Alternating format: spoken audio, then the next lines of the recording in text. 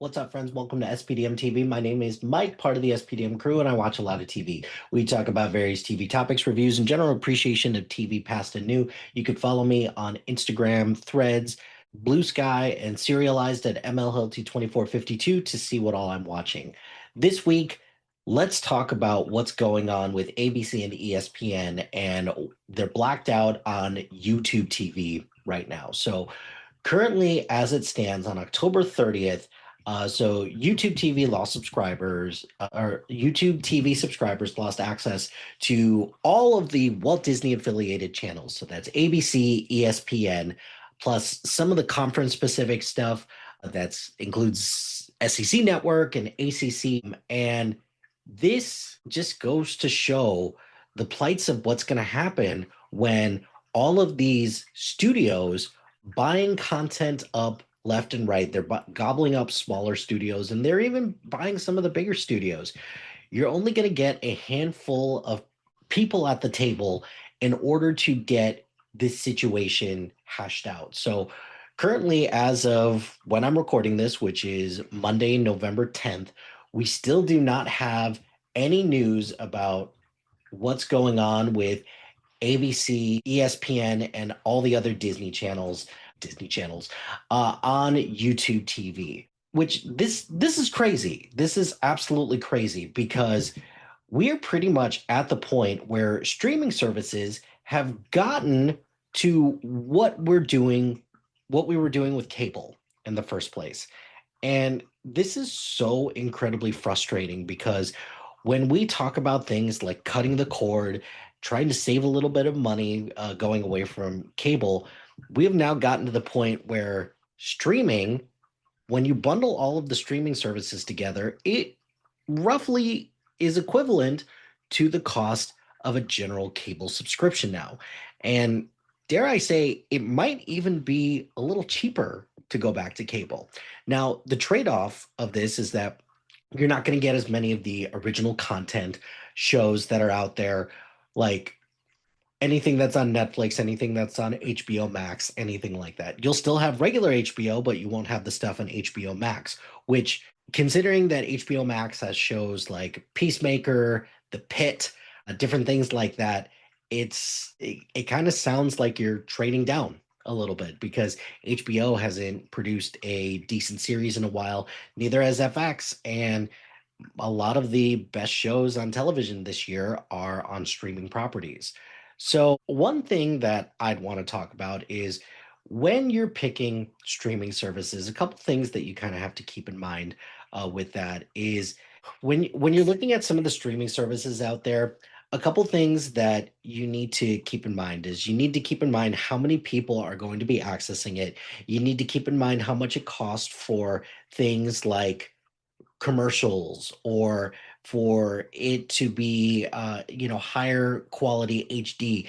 You need to consider also what apps or what devices are going to be connecting to this because sometimes these some of these different streaming services have some different ways that they connect to certain devices. Like, for example, when I had Xfinity Stream, I could not play that on an Apple TV Plus, which that is my preferred way to stream stuff on a TV, but I could stream it on a Roku. So I dipped into the Roku for a little while to have that, and guess what? I never used it. So not worth it there. So the other thing to kind of keep in mind is that trying to see what you can bundle together with it. So, for example, I have like the Disney Plus bundle, and I have this HBO and Netflix bundle as well. So save a little bit of money there, and then you could save a bunch on annual subscriptions as well. And then the the two big things that you need to consider with all of these streaming services is how much does it cost and what is the content that I'm going to get out of this? Because if you're someone that likes original television or original movies, there's you're going to go a long way with things like Amazon, or you're going to go a long way with something like Netflix, for example, because both of those channels and both of those places, they're very much invested in volume. not so much care about quality, even though both have quality shows, but they're very much interested more in generating as much content as possible, which in this day and age where streaming service costs keep going up and people have to make hard choices when it comes to affordability nowadays, that's not exactly a strategy that's going to continue to work at some point. And I think a lot of studios, they're starting to figure that out because they're canceling shows quicker. They are, not they're spacing things so much further out when it comes to certain shows. They're spending an exorbitant amount of money on things that they're never going to recoup back. So you're going to see a lot more show or a lot more streaming service maybe contract their selections when it comes to their content. So, and when it comes to their content, there's usually about three things that I know for me I have to look at when it comes to the content for a streaming service. The first one is, well, what do they have that's existing? So, like their existing properties. So, for example, with Disney, you get Disney, Pixar, Marvel, Star Wars, and National Geographic, and I guess Hulu as well, because Hulu's going to be going away soon. So you have that. And then with something like HBO, you have the Turner Classic Movies, you have the DC stuff, you have the Looney Tunes stuff, which is in as a big thing. You have the Studio Ghibli stuff. So there's options of things to for you to go to. But then you also have to keep in mind what's original, what's something that you can only get on that particular streaming service. So, for example, if I'm subscribing to something like Paramount, I get the stuff that's on Showtime, I get South Park. That's an existing property. Never mind. Let's cut that. I get a lot of the Taylor Sheridan shows. I get the Yellowstone, some of the Yellowstone universe stuff. And then the other thing, like for me in particular, it's what's in it for my kids. What can I possibly get for my kids? Now, another thing that's starting to come up more and more lately is sports. What kind of sports can I access from my streaming service? And that's going to be something that is incredibly pivotal over the next couple of years, is what kind of sports and live events can you watch on your streaming service. So that's going to be something that you're going to see, that these big sporting events, these big, like grand, like these big sporting events, these random leagues that are popping up, they're going to get lots of streaming attention. So you'll see at some point that the NBA just did a deal with Amazon. They just did a deal with Peacock for more NBA coverage. There's going to be football games on net or more football games on Netflix coming up. So there are a lot of different things that you need to consider when it comes to your original your streaming services and what you're paying for nowadays. So I subscribe to a bunch of streaming services, and I would like to talk to you about the ones that I think are worth it and the ones that I'm not really a huge fan of right now.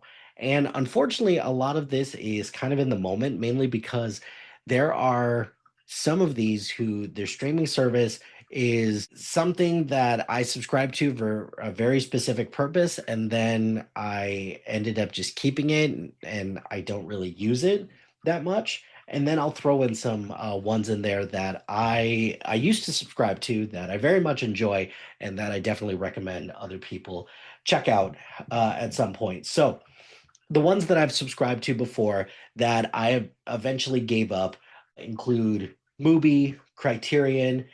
I don't subscribe to AMC Plus, and I don't subscribe to MGM Plus anymore.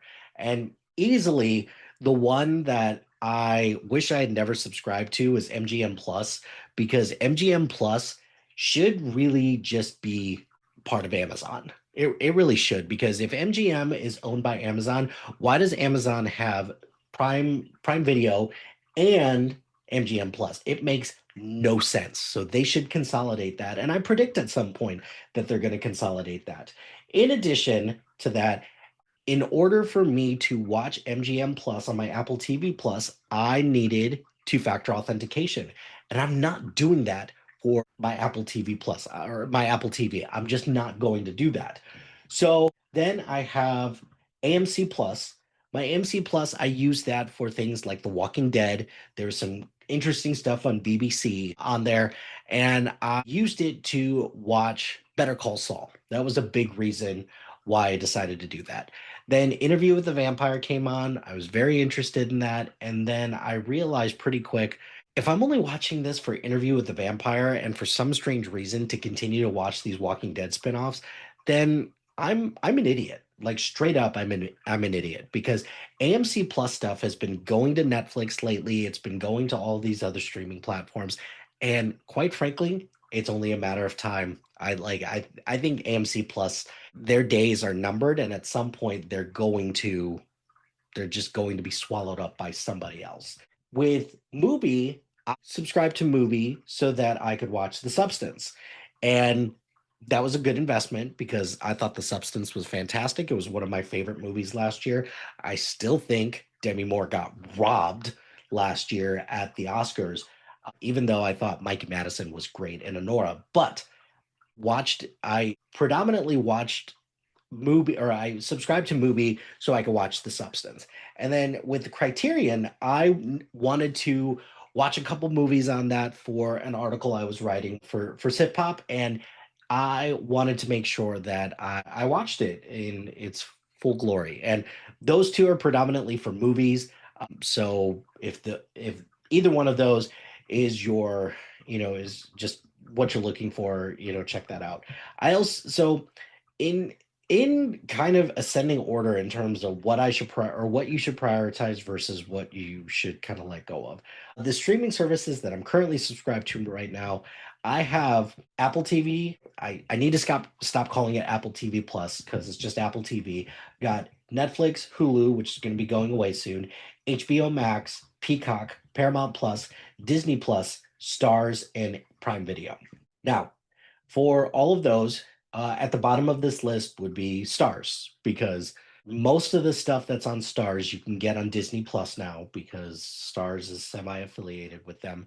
But the other thing too is that their original programming is kind of in flux right now because as their Power Universe starts to wind down, what else is there? Because they tried to acquire or they acquired Minx, and their second season of that was not good. I'm still waiting for a second season of Sweet Pea, and Outlander is ending this upcoming season. So, what else is there for me to look forward to on Stars? And the correct answer is nothing because I just am not looking forward to that. My next on this list, I'm gonna say that my next one is Paramount Plus, and Paramount Plus should have been shuttered a long time ago because their user interface is god awful, and then also their content is a little bit in flux right now because one of the pluses of AMC or a Paramount Plus is that you get CBS, you get MTV, you get Comedy Central, you get Nickelodeon, and you get some stuff from BET, but now you also get Showtime stuff. So that's a lot of good content. Plus also the movies that are from Paramount Studios. And Paramount Studios has had a pretty amazing run of movies, but they've also had a lot of crap movies as well. And their original movies are not great. Their original streaming properties are fine generally, but not anything up to snuff. There are mainly two reasons why I'd keep around Paramount Plus. And the first one is South Park. South Park's a big reason why I'm probably going to keep Paramount Plus around. And the second thing is the Nickelodeon content for my kids. Because at some point, both my kids are going to get back into Paw Patrol, and it's going to be a nightmare for me, but they're going to love it. Next on my list is Amazon Prime. And I hate to admit this, but Amazon Prime has just not had a good go of things lately when it comes to their original content. They've had a lot of swings and misses. They've invested heavily in certain genres, especially with the Boys, Gen V, and Invincible, with at least the Boys and Gen V ending soon. I think Gen V is pretty much done, and the Boys will wrap up its run next year. Invincible, I don't know how much longer it's going to go. It can't be that long. And then you have shows like Rings of Power, who how much longer can Amazon keep investing money in Rings of Power before eventually they're like, oh, maybe we need to stop doing this? In addition, they have a lot of the MGM stuff, which is great. They have a lot of random stuff that they include in Prime, so I'm looking forward to that. But overall, Amazon is like the fact that it's included in your Prime Video subscription is definitely an added bonus, but that doesn't change the fact that their content is pretty mid when you compare it to some of the other streaming platforms. Then next one on my list would probably be Peacock, if I'm being perfectly honest. Now, I watch Peacock for a couple of things. I watch Peacock for the NBA, I watch it for the NFL, and then I also watch it for their NBC sitcoms. So that is where I watch Scrubs. That's where I watch The Office. That's where I watch Parks and Rec. Different things like that. In addition, they I think have cracked this code when it comes to their movies coming out on the streaming service shortly after they go on their theatrical run. I think they do that better than most of the other streaming platforms out there currently. So I definitely like Peacock more than others. I'm particularly fond of some of their original content. So I'm a big fan of Poker Face, Twisted Metal. I liked Bel Air for a hot minute. And I also liked the paper quite a bit as well. And I think Peacock slash NBC wised up and they're putting the Peacock on network TV now. So that's going to be a moot point.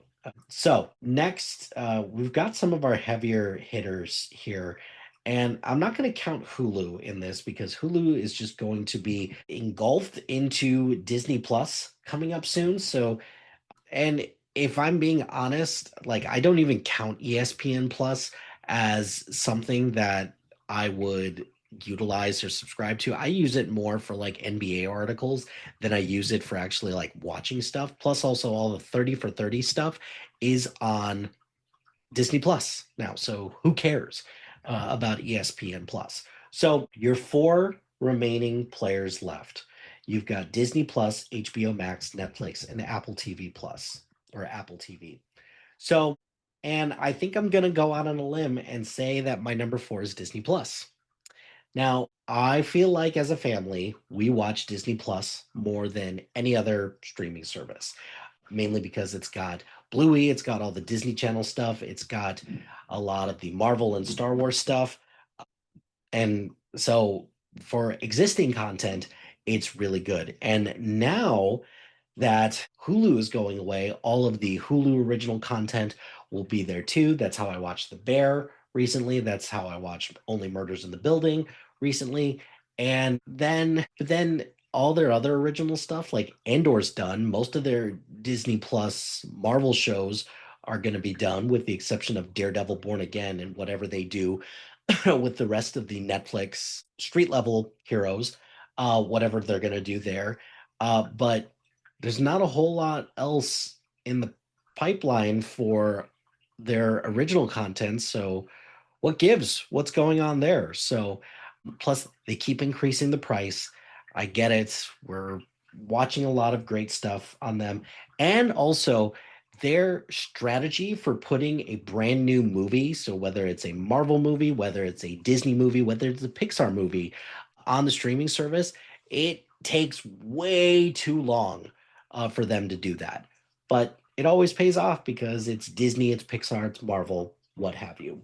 And eventually it'll happen with Star Wars too. So that leaves my one, two, and three. And my number three, if I'm being honest, is going to be Apple TV Plus. And Apple TV Plus has the benefit of just being all original content, but all of their original content, they're all heavy hitters. They're all really, really good. So if you're in the mood for quality television, and so-so movies for the most part, they have the first movie to win Best Picture at the Oscars on a show not produced by a conventional movie studio. So tip of the cap to them. Even Netflix doesn't have that yet, which they're trying so desperately for that to be a thing. But whatever. And that's they're still relatively reasonably priced. And if you get the Apple One bundle as well, it definitely makes it worth your time. If you watch one or two shows and you pick it up, then it's worth it. But there's a lot of great content on Apple TV Plus and a lot of stuff that I really enjoy. And then that leaves your top two. And if I'm being perfectly honest with myself, if this was any other year, HBO Max would be number one with a bullet. But because it's been this year and Netflix has just been crushing it this year, I am going to say that Netflix is number one and HBO Max is number two. And HBO Max has been getting better with their original TV, as mentioned before, with shows like The Pit and Peacemaker, and well, mainly those two. And then a lot of the shows that are on HBO, a lot of their other studio affiliates that they have partnerships with. I'm really glad that they rebranded to HBO Max because Max was a stupid name. I think somebody at Warner Brothers should be fired for that whole debacle. But hey, what do I know, right? So, and this is where, from a streaming service perspective, HBO is generally the most expensive, but you get what you pay for at the end of the day. But that leaves Netflix at number one. So Netflix, they have a lot of their great original content. They have partnerships with all kinds of the different studios, so you could find a variety of existing content. They've got a lot of great kid stuff. They have K-pop Demon Hunters. I repeat, they have K-pop Demon Hunters. They have sports. They have events. They have documentary. They have everything, and their subscription is keeps increasing in price, but they also back it up with value as well. So those are those all of this stemming from the ABC and ESPN blackout on YouTube TV, into a what should I be looking for in a streaming service to the top streaming services that I have on that I'm currently subscribed to. So, what's your favorite? Let me know what's your favorite streaming services. What do you typically look for in a streaming service? Let me know in the comments below. But that's going to do it for this episode of SPDM TV. Be sure to like, rate, and subscribe to anything and everything SPDM Crew wherever you get your podcast. Join us on social media on Facebook, Instagram, X, Threads, YouTube, LinkedIn, and Blue Sky at SPDM Crew. Check out our website at .com. Shout out to HiFlyer Creative Studios for making our awesome logo. Greatly appreciate their support. And if you have any marketing, logo, or brand standard needs, contact them at HiFlyerCreative.com. Check out the other shows on our network. We've got a lot of great content, so please check out the other shows on the SPDM crew and support the other members of the crew. And finally, if you've got a podcast idea or you're interested in being part of the SPDM crew as a guest or collaborating, email us at spdmcrew@gmail.com. Until next time, happy watching, friends.